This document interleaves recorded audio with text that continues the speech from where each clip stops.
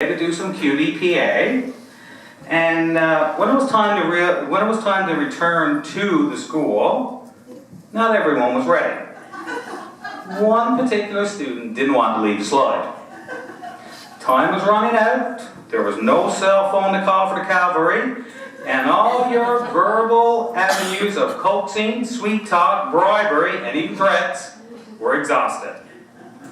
What did Miss Young do? She leapt into action and decided to help the student down the slide.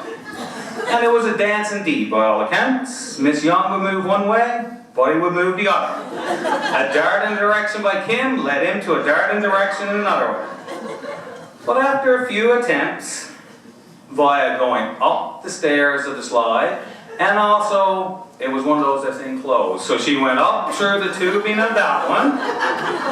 She was successful in ending the dance. So, it was a true tango, or was it a tango? I don't know. But anyway, also at that same time, she got another good quality that we could use in the musical. She became a costume designer, because she created a pair of torn and hole-ridden nylons out of a perfectly good pair of nylons by the time she was finished. That's the one we wish we had a video of to show here. Now, I also had the privilege of working with Miss Young as a curriculum support teacher. And keeping in tune with our musical theme during that time, she'd often just break out into song. Now, it wasn't a random burst into singing, it was something related to the work or some sort of idea that was triggered. And most times the children would have a good laugh at that. Other times they would look at her completely bewildered. But nevertheless, her students always adored her. They really and truly loved her. And she had a way of making her lessons fun and engaging.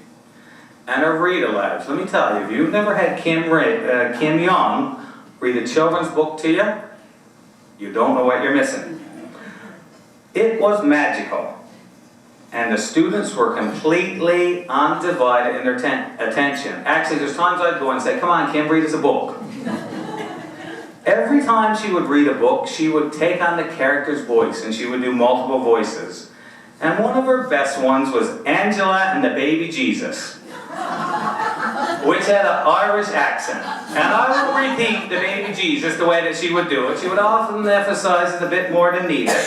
But the way that she could do that Irish accent, I figured she would conjure up a leprechaun at any point. I was looking for one. So, that's a great asset in the classroom, Kim, being able to do multiple voices. But I'm thinking if we get this to Broadway, you can also do multiple voices there, and we'll save on casting. More money for us. Profits, profits, profits.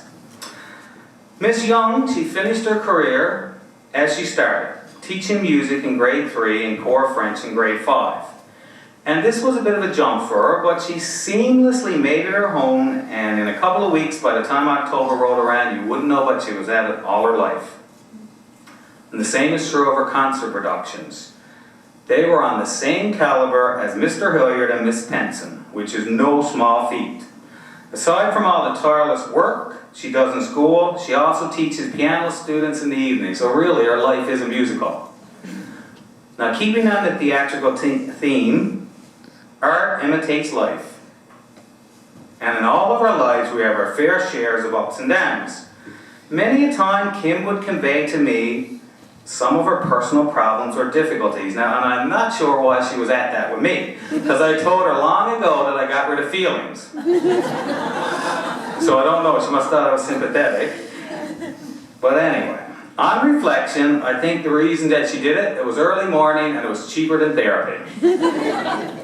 After she would tell me one of her stories of woe or something that had happened to her, my jaw would be dropped down to the floor. And she would say in her matter-of-fact voice, now what do you think of that?